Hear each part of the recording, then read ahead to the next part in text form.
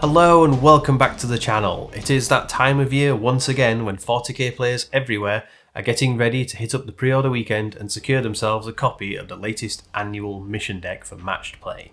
Why is this a big deal, you ask? Well, the match play mission deck is no doubt the most popular way to play games of Warhammer 40,000, and for many folks it is possibly the only way that they've ever played before. This is in large part due to it often being perceived as the only official way to play your games, thus making the new mission deck a seemingly essential purchase for players. However, I'm here today to tell you that that is not the case, and there are other alternatives available from Games Workshop if matched play missions are not your first choice for fun games with your friends. So one of the reasons why I want to make this video today is because with the new match play mission deck going up for pre-order this weekend, I imagine obviously a lot, if not most, 40k players out there will be looking to pick up a copy of this new mission deck, and that's entirely understandable, as it's the main thing that probably most people have played the majority of their games with, certainly throughout 10th edition, and probably for the last couple of years if you've been playing through 8th, 9th and 10th. And I just wanted to sort of share my experiences a little bit over the last couple of years, because certainly throughout the lifespan of 10th edition, we've had two previous mission decks, namely Leviathan and Pariah Nexus, and I've been playing pretty consistently throughout 10th edition, or certainly as much as I can and find time for, and I always want to play more. But in that time, I've never actually owned or bought either of those mission decks. Yes, obviously I have played some games with them, and that's mostly because that's either the game that my pick-up opponent that week at the local club wants to play, or I've attended a few events in my local area, and most of them are running those mission decks as their missions, obviously, for that event that they're running. But I've been able to quite happily play, Warhammer 40,000 10th edition in its entirety without needing to own those decks. And that's because, essentially, I've been using other resources instead. Most of them, like official resources from Games Workshop, to play my games instead, because I'm not always interested in just playing sort of standard match play missions. I mean, if you found this channel and you like my videos and you've watched anything I've talked about before, then you probably know that obviously as a narrative focused channel, any opportunity to play interesting, unusual, or really sort of like story-driven missions is always my personal preference. Like, that's the sort of thing I'd love to do and the thing I want to showcase more in the future on this channel. So I've even got a couple of battle reports from, sort of 9th edition mostly, showcasing the sort of things that I like to play. And one of the main sources of information that I use instead is obviously the Crusade Books. I know it's starting to become obviously a very common theme for me to talk about on this channel, but it's because they really are a great source of information for the way that I want to play the game. The way that, me and my friends like to play our narrative missions and just engage with this hobby on, a parallel but different direction of play to your typical match play stuff. And yeah, so I've not needed to buy the mission deck. And you don't either, There are these other options out there. And I've mentioned plenty of times on the podcasts that I've done before that whenever I have an opportunity to pick up and play a game with a new opponent or someone who I've only played a couple of times at my local club, there's always a conversation as to what do you want to play? And obviously a lot of the time the expectation is that we're going to play one of the preset combinations of missions from that year's mission deck. Whereas I always like to just introduce that option and say, hey, if you don't want to play the mission decks, I've got these other options that would be really fun to play. And most of them will then be examples that I'll send over to them with a few options from usually the most recent Crusade book that I've picked up. And as I say, I've had about a 50-50 sort of pick up from people that are like, yeah, you know what, let's try that. That looks fun. And then we've played the game and I've sort of introduced them to a different mission format, and they've had a ton of fun with it. And I don't think I've had anyone yet walk away with a negative impression of the game that they've had with me, and I certainly haven't had a negative impression of them, and we've just had fun with it. I always find it more interesting to be playing a mission where we've got an attacker and a defender, and I'm trying to actually burn down the defenders' idols, or destroy their ammo supplies, or even if it's like escape off the other end of the table, or various lots of interesting story-driven objectives as opposed to completing fixed secondaries, or just completing whatever terraform primary objective there is, or take and hold, kill more, hold more, sort of primaries that we get in more standard match play missions. Hopefully by just sort of sharing my thoughts and experiences with the kind of things that I've been playing throughout 10th edition, it'll shine a light on some of the other opportunities for other people out there who maybe are just picking up the mission deck out of necessity, and actually they're only really buying it because they believe it's the way to play and there is no other option, when in fact there is. I mean, one of the things I always look for as an early indicator of a really good or fun mission is often a really unusual or interesting deployment map. I mean, there's examples that I've played before, or even included in some of the events I've run in the past, where there'll be missions that are deployed with either minimal or no man's land between deployment zones, or one player will be deployed in a sort of central position, be it either like in the center of the table, or they've got like a central deployment line, and the opponents will be deployed on the flanks, like in multiple different deployment zones. There'll be versions where the defender will often have the majority of the table as a space to set up in, but the attacker instead just has a small beachhead that they have to initially break out of. Perhaps it's a gameplay format where not all of the armies start on the table, and in fact there's been one or two missions in years past where one player starts entirely off the board and the defender basically sets up, and then the attackers can come in from any direction on any table edge. And it doesn't fundamentally change the core mechanics about the gameplays, but it's going to give you a very different and varied experience. And that is one thing that I think can be said for my experience with 10th edition, is that I have not got bored by any means with the variety of gameplays that, the variety of gameplay that I've had and the variety of missions that I've played. I certainly don't get into a slump, which I know, 6 months, 8 months into a mission deck rotation can often be the case that a lot of people talk about, is actually they're getting bored of their mission deck. It's a solved format, or they're waiting for that next mission pack because they want something new and different, and actually it's already there. It's already available. So as to where you can actually find these alternate ways to play in these different missions, the main way, and the first thing that I've already mentioned, is of course the Crusade books. Now, again, I mentioned in other videos, I mentioned on the podcast, I mentioned many times if you've seen or listened to my content before, but the Crusade books and mission packs and everything that Crusade has had released over the past 2 editions of its existence are not exclusively locked into being used in Crusade gameplay. They're just good missions. They're fun missions. They don't include secondaries, and they include varied different forms of primary scoring. They can be progressive, they can be endgame. There's a whole range of things that they can contain and can ask players to achieve. They can even have different objectives for each player. They are literally asymmetric missions. You can pick up and play these missions without having to be committed to playing Crusade as a involved and progressive format. They're great for just pick up and play missions. And if you've got a copy of one of these Crusade books, you'll have somewhere between 6 to 12 missions of Strike Force size games. There'll be additional ones for Incursion and Onslaught if you do play smaller or larger games, but specifically each book will have about 6 to 12 Strike Force games, and that just gives you some variation straight away to start playing with. I mentioned it before, I'll mention it again. For anyone who did pick up the Leviathan launch box for 10th edition and got their copy of the core rules in that box, that contains the Crusade missions from Crusade Leviathan.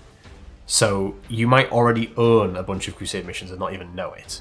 Obviously you might have picked that up originally just to get into the edition, or to add to your Space Marines or Tyranid armies. It might have even just been your introduction to 40k, and you've glossed over it when you first looked through the book, but it's there. So if you've got copies of the Leviathan core rulebook, you've already got a starting point to play something different to your standard match play missions. Definitely go check it out, or pick up a copy if you can. It's worth mentioning that on this same pre-order weekend that the new match play mission deck goes up for pre-order, the new Crusade book does as well. So Crusade Armageddon is going to be the next and latest Crusade book release from Games Workshop, releasing at the same time as the mission pack, and I'm going to be picking up a copy. I highly advise anyone else who's interested in looking at narrative play, narrative missions, or just an alternative to match play, to also pick up a copy of Crusade Armageddon. Now, obviously I don't have a copy in hand yet. I'll probably be doing another video that's a full review of that book once I do, so I don't know what else there will be in there, but there will be, no doubt, a ton of extra interesting stuff, maybe some alternate gameplay formats. I think from what they have mentioned, there's going to be a bunch of rules for environment effects, which is always something I love including in my games, and will be something I'll probably do another video on again at some point in the future. So yeah, this is a great opportunity to pick up a Crusade book now, this weekend, or, in the immediate future if you're watching this in a few weeks' time. I'm sure there might still be copies of Crusade Armageddon available. Yeah, great starting point. Pick that up if you can, if you are looking for an alternative to match play missions.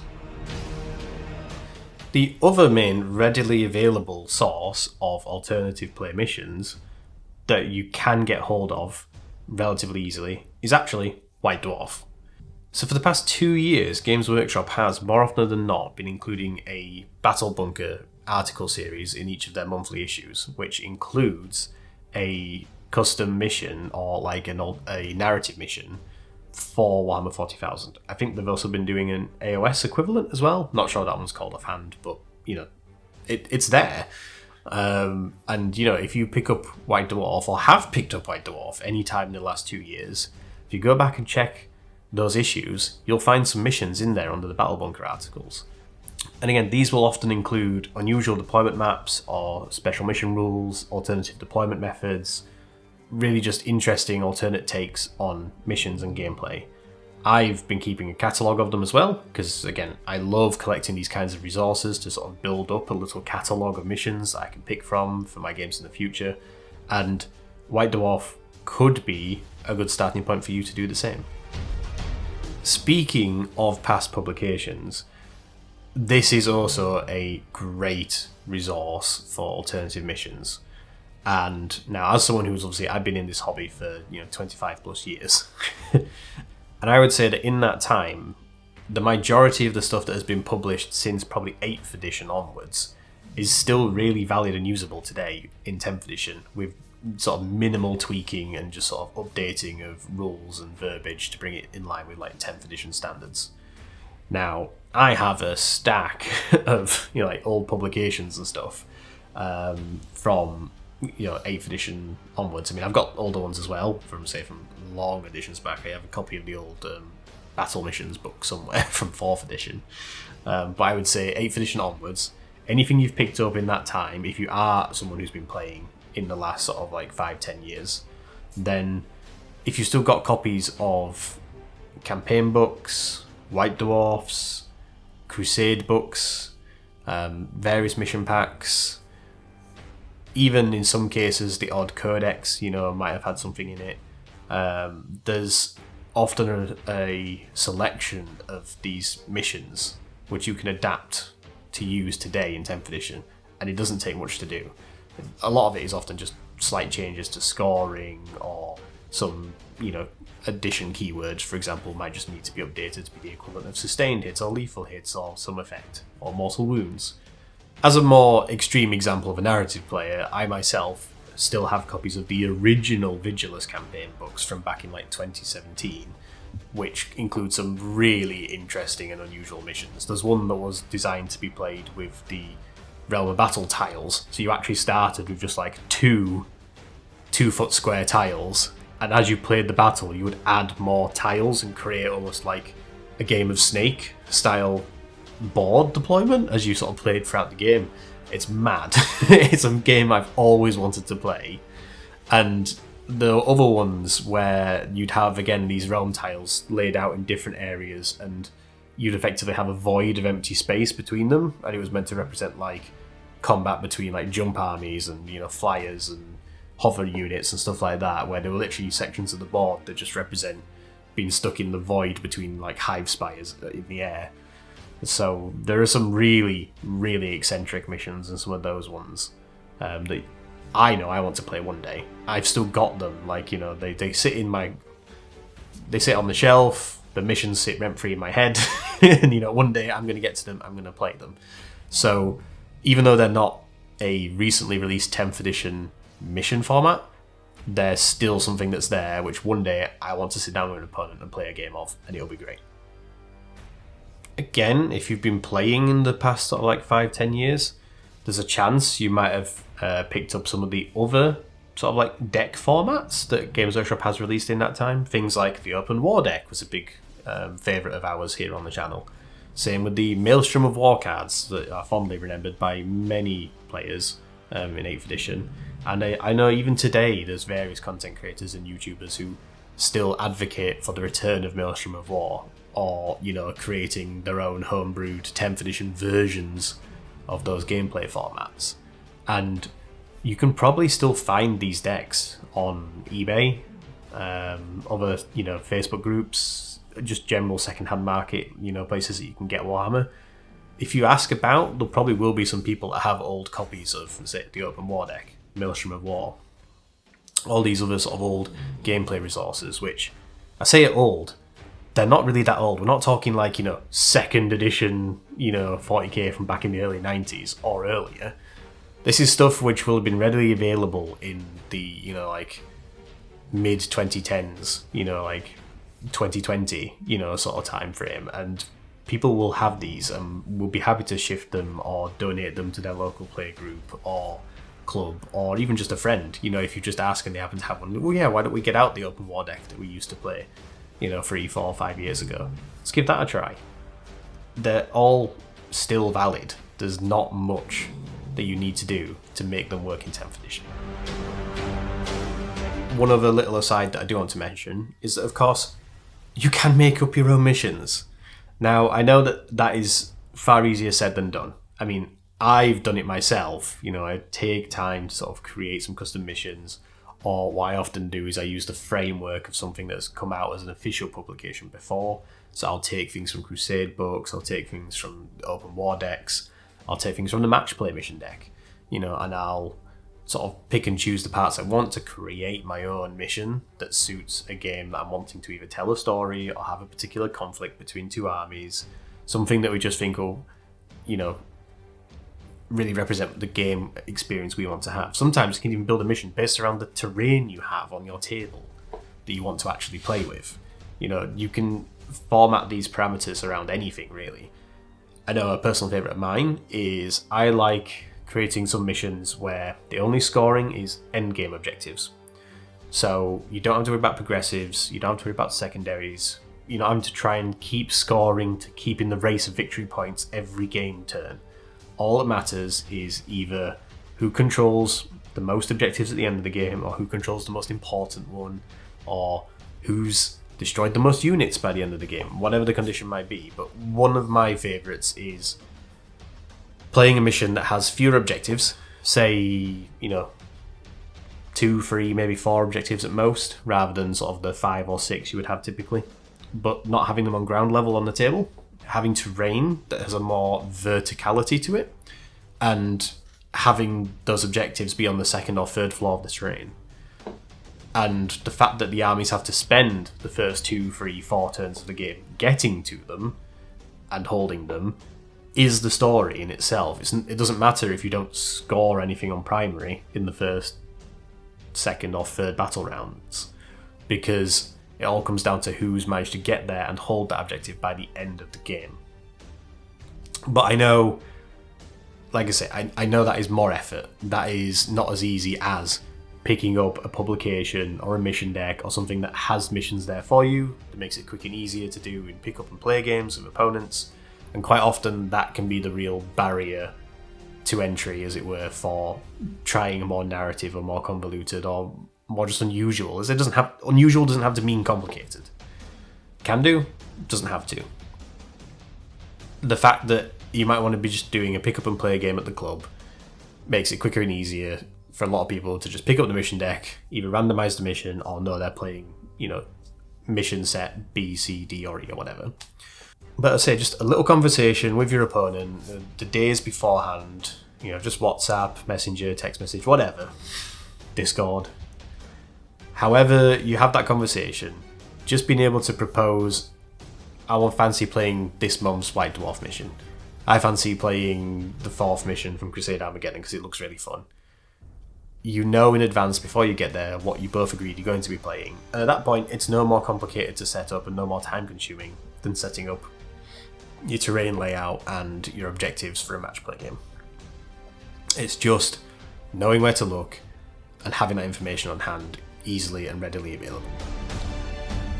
Now, as a final word on this, I do also naturally want to mention that here at Narrative Wargamer, if you go to our Patreon, there is also a selection of monthly missions up there for you to play if you are a Flash Kit tier or above patron. So yes, this is a little bit of a plug for my own work and my own narrative missions I put together, let's say, complete with their own narrative objectives, mission rules, optional environment rules each month, if you do want to play with them as well, because, fighting a battle in the pitch dark of night can be really interesting and add a really, deep story layer to your game and really make certain strategic tactical choices important, both in like army list selection stages and in the middle of the game. This is the sort of thing which is the reason why I created the channel, why I created the podcast several years ago. I want to champion narrative play. And I put together these missions every month. I really think about them. I've pieced it together from the sort of archive of information and past missions that I have and that I've, tested and played before at my events. I've had positive feedback from people. People have had a great time. So if you do love the channel, if you do love the videos we make, if you do want to get into narrative gameplay more and you want to support us, then if you go join the Patreon and you join as a Flash Kit tier member, then you will also get access to these monthly missions every month. And you'll probably be able to get some feedback on it. Like I say, we have a Discord server for patrons. I'm in constant communication with them. I love hearing what people have had to say about the missions and what experiences they've had. And I love seeing the results and sort of hearing back about it all. I can add that feedback into my rolling missions going forwards each month on month on month. And it's creating a back catalogue. So if you become, a Flash Kit tier patron, you'll have access to all of the missions that I've ever put up there since I sort of really started the YouTube channel going again. So month on month on month, that list gets longer and longer, with more missions available for my patrons to play. So yeah, it's a bit of a plug, a bit of a self-plug, but it's a topical one. Like I say, in addition to the other resources you can get from Games Workshop, it would mean the world to me, and it would help support me so much with what I'm trying to do here, and the, championing of narrative play within the community. If you go join the Patreon and get access to these missions, it helps me, it supports the channel, and you get something back that I'm really pleased to say. I put a lot of passion and hard work into these, and want to see them get out there to the community and have people enjoy what I can create for them, both in video format and on the table in their own games. It means the world to me. So what does this all mean then, really, when it comes to the new 2025-2026 mission pack? Do you need to buy it? No. Should you buy it? Maybe. That is up to you. It's certainly obviously going to continue to be the most popular format. It's going to be the thing that most people pick up and play and have a lot of fun with it. Like I said, I myself have also played many Leviathan and prior Nexus games against, opponents who that's the format they want to play. They have a good time with it. I have a good time with them because I just love playing Warhammer with people. And it is good. And I have to say, this new mission deck does look interesting for us here at Narrative Wargamer for one reason in particular, and that is the inclusion of the new asymmetric war missions. which feels perhaps like a step in the direction for Games Workshop acknowledging narrative play missions in a more standardized format, readily available to Warhammer players. And essentially, whereas in previous mission packs we've had, some missions for Incursion, Strike Force, Onslaught, what we've got this time is some mission pack deployments, rules, scoring systems for Incursion games, Strike Force games, and now asymmetric games, which essentially is narrative games. So, again, I don't have it in hand yet myself. I am going to pick up a copy of this new mission deck because I'm really interested in giving asymmetric missions a go. If I can turn up at my local club night and have a pickup game with someone and they say, "Oh, do you want, we playing a mission deck mission?" And I can be like, "Yes, we are. Would you like to play an asymmetric mission?" And they've already got them in hand. So maybe they will. Maybe I'll find a few more opponents who want to try something a bit different. And that would be great, and I would love for people to have a better experience from that, and a more varied experience. So I'll probably be doing a review video on that one as well. I mean, I've got a building catalogue of videos I need to do now, but yeah. So once myself and some of my fellow co-hosts on the podcast have had the chance to pick up the new mission deck and play some asymmetric missions with it, then we'll report back. We'll definitely tell you our experiences with it and whether or not it is an interesting new direction for matched play missions that actually do have more of a narrative twist. So, yeah. Look forward to that in the future. And that's everything today, really. I just wanted to sort of share my thoughts on, whether or not I will be picking up the new mission deck. I probably will, but not for the reasons you might think. And I won't even necessarily be playing it all the time, but it's going to enter my rotation of, mission formats and, gameplay styles that I want to try out and have lots of new options to introduce to new people when I play games with them. And hopefully you will do too. As I say, if you're interested in learning a bit more about the different places and resources that you can find these missions, then, please do reach out to me. You can email me at narrativewargamer@gmail.com. You can drop a comment in the video below. Maybe leave some comments for other people with, some of your favourite missions you've played in the past, or places where you've been able to find really cool missions, or how you made your own. I'd love to hear about it. I'd love to hear people's experiences about alternatives way to play to just the standard missions. And if you did like this video today, then please do give it a like, subscribe to the channel, check out some of the other videos we have here on Narrative Wargamer. Say the podcast is something we do every other week, then every week to that I drop a video a bit like this. And, got plans for other more interesting things in the future as well. So, and if you do want to help support us, then, as I say, we've got affiliate links below with Element Games. If you use their link to go buy your new hobby supplies or even your new mission deck, then that'll take you to their website and it'll let them know that you came from us. And that way we get a little bit of a kickback, and that helps support us, and you get your new missions, your new Warhammer toys, whatever else it is that you're picking up. It all helps out. And then, as I've mentioned previous in the video, I also have a Patreon. So if you do want to go there, check that out. Any support from Patreons is massively appreciated, and you will get your own monthly missions, amongst other benefits and rewards as well. So, it's a win-win for everyone. And I do hope you all have a great time playing your games of Warhammer for the next year, until we do all this again, when no doubt Games Workshop will give us another mission deck and perhaps more ways to play in the future. But until then, I've been Tony Rhodes, and this has been Narrative Wargamer, helping you to discover more ways to play 40k.